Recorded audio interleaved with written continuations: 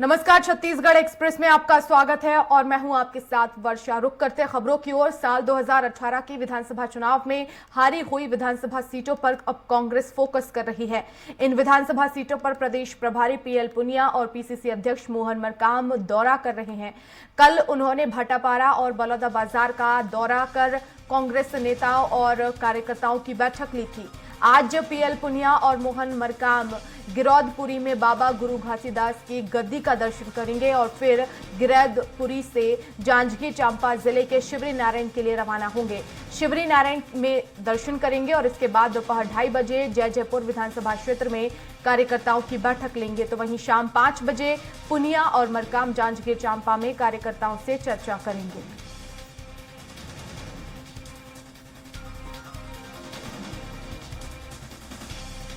और ज्यादा जानकारी के लिए संवाददाता हेमंत शर्मा हमारे साथ इस वक्त सीधे राजधानी रायपुर से लाइव जुड़ गए हैं। हेमंत, क्या और जानकारी? आज बलौदाबाजार के दौरे पर रहेंगे?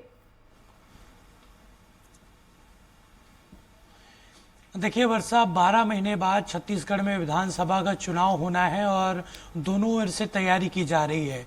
भाजपा एक तरफ जहां बदलाव कर रही है, प्रदेश अध्यक्ष, नेता प्रतिपक्ष, प्रदेश प्रभारी और संगठन के नेताओं को भी बदला गया, तो दूसरी तरफ कांग्रेस भी अब पूरी तरीके से आक्रामक रवैया अपनाई हुई है। और 2018 के विधानसभा चुनाव में जिस विधानसभा सीटों में कांग्रेस को हार मिली थी, उसी सीटों पर पहले फोकस कांग्रेस के द्वारा किया जा रहा है। और इसी का नतीजा है कि प्रदेश प्रभारी पीएल पुनिया और पीसीसी अध्यक्ष मोहन मरकाम इन विधानसभा क्षेत्रों का दौरा कर रहे हैं। कल इसकी शुरुआत हो चुकी थी भाटापारा के बाद बलौदाबाजार, इन दोनों इलाकों में जाकर कांग्रेस कार्यकर्ताओं की, जो स्थानीय वहां पर कार्यकर्ता हैं, नेता हैं, पूर्व विधायक हैं, सांसद हैं, उनकी बैठक वहां पर ली गई थी।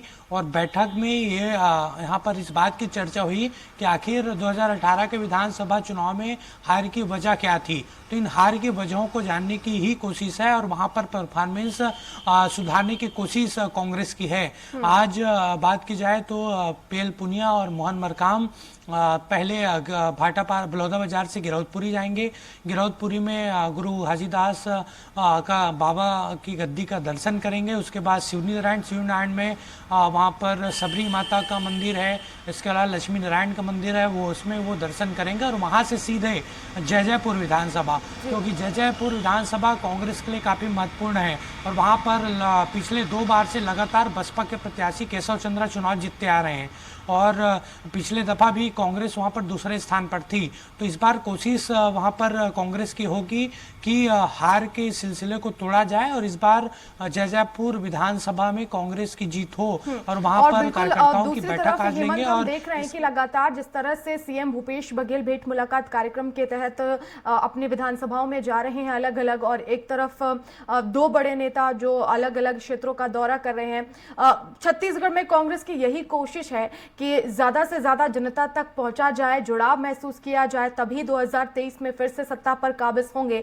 फोकस यही है कि कैसे जनता तक पहुंचना है।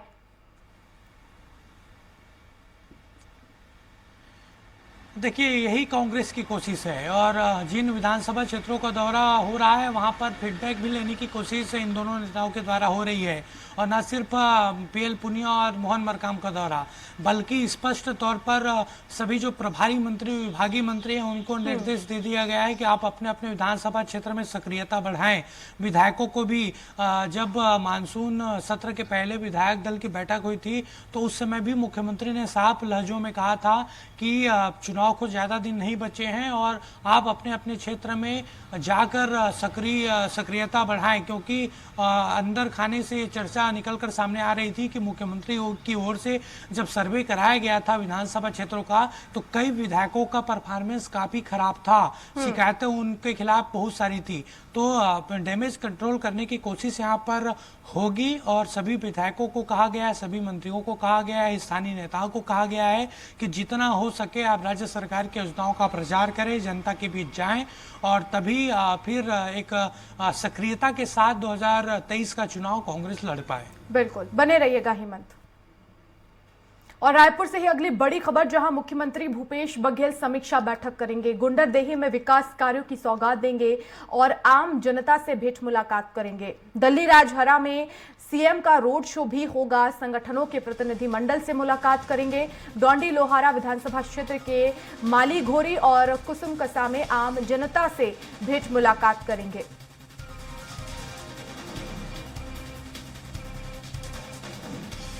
तो आपको बता दें कि आज CM Bhupesh Baghel road show भी करेंगे और डोंडी लोहारा विधानसभा क्षेत्र के माली घोरी में दोपहर 12 बजे से 1:30 बजे तक आम जनता से भेंट मुलाकात करेंगे और उसके बाद दोपहर 2:30 बजे से 4 बजे के बीच में कुसुम कसा में आम जनता से भेंट मुलाकात करेंगे। शाम 4:30 बजे से 5:30 बजे के बीच दल्ली राजहरा में रोड शो आयोजित होगा, जिसमें सीएम शामिल होंगे। दल्ली राजहरा में शाम 7 बजे से 9 बजे तक विभिन्न समाज एवं संगठनों के प्रतिनिधि मंडल से मुलाकात करेंगे सीएम। और छत्तीसगढ़ में बीजेपी को एक बड़ा झटका लगा है। राजनांदगांव सांसद संतोष पांडे के भाई ने कांग्रेस का दामन थाम लिया है। विजय पांडे को कवर्धा विधायक और वन मंत्री मोहम्मद अकबर ने पार्टी का गमछा पहनाकर कांग्रेस में प्रवेश कराया। विजय पांडे कवर्धा में बीजेपी व्यापार प्रकोष्ठ के जिला अध्यक्ष हैं। विजय पांडे सांसद संतोष पांडे के चचेरे भाई हैं और 1994 से बीजेपी में सक्रिय थे। बीते दिनों तक कार्यक्रम में कैबिनेट मंत्री मोहम्मद अकबर को बुलाए जाने के बाद बीजेपी ने उन्हें कारण बताओ नोटिस जारी किया था। कांग्रेस प्रवेश करने के बाद मंत्री मोहम्मद अकबर और विजय पांडे ने प्रेस कॉन्फ्रेंस की। उन्होंने कहा कि मुख्यमंत्री के नेतृत्व में जो काम हो रहा है उससे प्रभावित होकर मैंने कांग्रेस ज्वाइन की है। उन्होंने कहा कि कांग्रेस के सिपाही के रूप में काम करूंगा।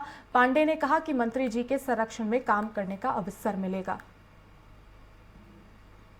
इस समय जो यहाँ मौजूद हैं श्री विजय पांडे, इनका मैं परिचय बता दूं। ये भारतीय जनता पार्टी के व्यावसायिक प्रकोष्ठ के कबीरधाम जिले के जिला अध्यक्ष हैं। इसके साथ साथ हिंदुस्तान पेट्रोलियम डीलर एसोसिएशन के प्रदेश अध्यक्ष हैं। और चूंकि आप प्रश्न करेंगे तो उसके पहले मैं ही बता देता हूं कि राजनांदगांव के सांसद श्री संतोष पांडे के ये भाई लगते हैं, उनके बड़े पिताजी के वो लड़के हैं। कांग्रेस की नीतियों से प्रभावित होकर आज इन्होंने कांग्रेस प्रवेश लिया है। माननीय मुख्यमंत्री जी भूपेश बघेल जी के नेतृत्व में हो रहे विकास कार्यों व सभी को लेकर चलने की कांग्रेस की नीति से प्रभावित होकर मैं कांग्रेस पार्टी में प्रवेश कर रहा हूं। कांग्रेस पार्टी में प्रवेश करने से मुझे गौरवान्वित महसूस हो रहा है। मैं कांग्रेस पार्टी के लिए सिपाही के रूप में छत्तीसगढ़ के सर्वांगीण विकास के लिए कार्य करने का प्रयास करूंगा। कवर्धा विधानसभा व कबीरधाम जिले में श्री मोहम्मद अकबर कैबिनेट मंत्री व कवर्धा विधायक की सक्रियता की मैं प्रशंसा करता हूं। और राजनांदगांव से बीजेपी सांसद संतोष पांडे के चचेरे भाई विजय पांडे ने बीजेपी से नाता तोड़ते हुए कांग्रेस ज्वाइन कर ली। कवर्धा विधायक और मंत्री मोहम्मद अकबर ने उन्हें प्रवेश कराया। अब विजय पांडे के कांग्रेस ज्वाइन करने पर बीजेपी की प्रतिक्रिया सामने आई है। बीजेपी प्रवक्ता केदार गुप्ता ने कहा है कि बीजेपी से निष्कासित लोग कांग्रेस का दामन थाम रहे हैं। ये कांग्रेस को सोचना चाहिए। 3 दिन पहले विजय पांडे को पार्टी लाइन से विपरीत काम करने के लिए नोटिस दिया गया था और उन्हें पार्टी से निष्कासित भी कर दिया गया।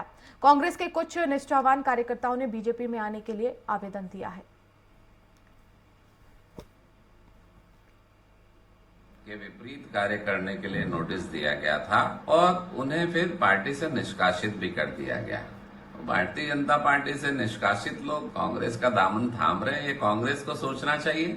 परंतु कांग्रेस के निष्ठावान कुछ कार्यकर्ता भारतीय जनता पार्टी में आने के लिए आवेदन दिए हैं। देखिए 1-2 दिन में कुछ बयार बहेगी। और वहीं कवर्धा से खबर, जहां सांसद के भाई का कांग्रेस में प्रवेश के इस मामले में सांसद संतोष पांडे ने मोहम्मद अकबर पर पलटवार किया है। समस्या लेकर जाने वालों को कांग्रेस में प्रवेश कराते हैं। मेरे 3 भाई हैं, क्षेत्र की जनता जानती है कांग्रेस मिथ्या प्रचार कर रही है, अपने भविष्य को लेकर चिंतित है।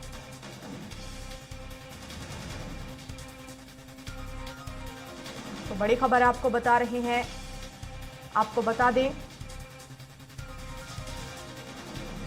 वन मंत्री कवर्धा के विधायक मोहम्मद अकबर बहुत ही भयाक्रांत भयभीत है। 3 अक्टूबर में को कवर्धा में झंडा प्रकरण के बाद और जल्दबाजी में कभी 400-500 गाड़ी में 600 गाड़ी में वो लेकर के रायपुर से आते हैं, कभी सिंघनपुरी के लोगों को, कभी पौड़ी के लोगों को। अब जो पीड़ित है, दुखिया है, उनको भी तिरंगा पहना देते हैं। पार्टी प्रवेश हो गया कहते हैं, आकर के बताते हैं कि हम तो डिमांड को लेकर के गए थे। और इसी खबर पर ज्यादा जानकारी के लिए हमारे साथ संवाददाता हेमंत शर्मा लगातार राजधानी रायपुर से लाइव बने हुए हैं। हेमंत, 1994 से लगातार भारतीय जनता पार्टी में सक्रिय रहे, लेकिन चुनाव से ठीक पहले आखिर ये भारतीय जनता पार्टी के लिए कितना बड़ा झटका होगा?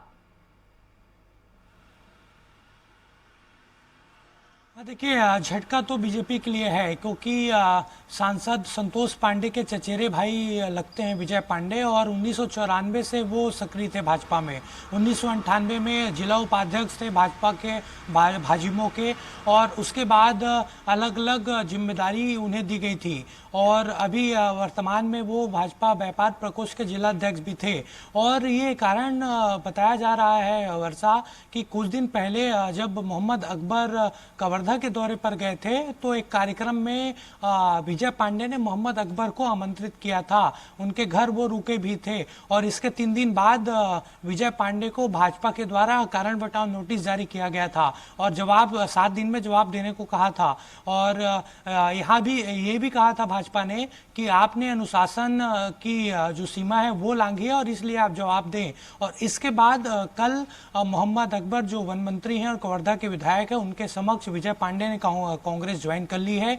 मोहम्मद अकबर ने उन्हें कांग्रेस प्रवेश कराया है, और कल विजय पांडे ने कांग्रेस प्रवेश के बाद ये कहा कि उनको मंत्री को एक कार्यक्रम में उनको बुलाया गया था। अगर उनको चाय पिलाना, किसी मंत्री विधायक या सांसद को चाय पिलाना गुनाह है, तो वो गुनाहगार हूँ, ये उनका बयान सामने आया था। उनका कहना था कि जिस तरीके से काम मुख्यमंत्री भूपेश बघेल और वन मंत्री उस क्षेत्र में कर रहे हैं, इसके चलते मैंने कांग्रेस ज्वाइन की है। हालांकि बीजेपी की ओर से प्रतिक्रियाएं सामने आ गई हैं। बीजेपी का कहना है कि उनको निष्कासित कर दिया गया था, कारण बताओ नोटिस जारी किया गया था, और कांग्रेस को सोचना चाहिए कि इस तरह के लोगों को वो पार्टी में प्रवेश करा रही है। और ये एक बयान देकर बीजेपी ने सिगोपा भी छोड़ा है कि कई कांग्रेस के कार्यकर्ता उन्हें भाजपा में शामिल होने के लिए आवेदन दिया है। और बीजेपी प्रवक्ता केदार गुप्ता ने यहाँ तक कह दिया कि 1-2 दिन में कुछ बदलाव यहाँ पर हो सकता है।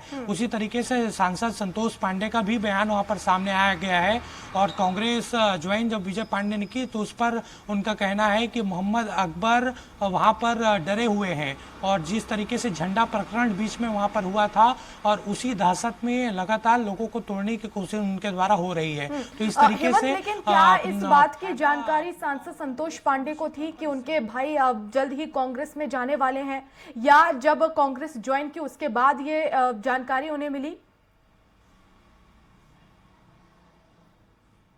देखिए, सांसद संतोष पांडे को इसकी जानकारी नहीं थी, क्योंकि विजय पांडे को जब कारण बताओ नोटिस जारी किया उसी दिन से वो संपर्क में थे कांग्रेस के। कई नेताओं से बातचीत हुई थी। मोहम्मद अकबर ने डायरेक्ट उनसे फोन पर बातचीत की थी। उसके बाद उनको रायपुर बुलाया, रायपुर बुलाने के बाद अपने बंगले में कांग्रेस प्रवेश करा दिया।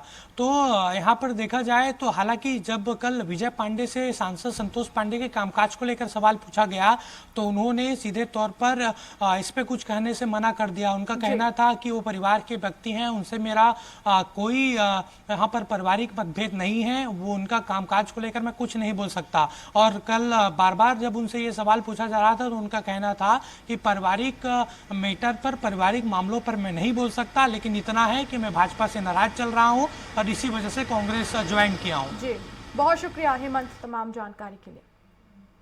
और रायपुर से ही अगली बड़ी खबर, जहां खराब सड़कों के मामले में ईएनसी को हटाए जाने की अब सियासत शुरू हो गई है। पूर्व पीडब्ल्यूडी मंत्री राजेश मूणत ने सरकार पर निशाना साधा है। मुख्यमंत्री जी, आपने पीडब्ल्यूडी के ईएनसी पर कार्रवाई की है। 4 साल से कांग्रेस पार्टी की सरकार है, उसके मुखिया आप हैं। जूनियर को ईएनसी बनाया और सीनियर को नदारद कर दिया गया।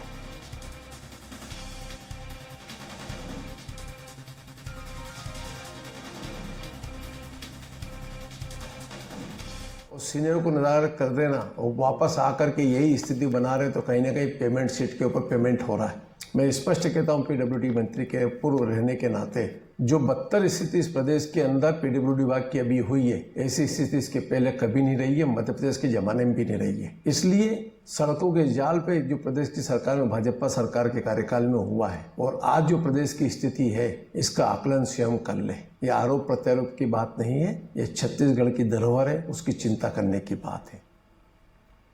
और वक्त एक छोटे से ब्रेक का है।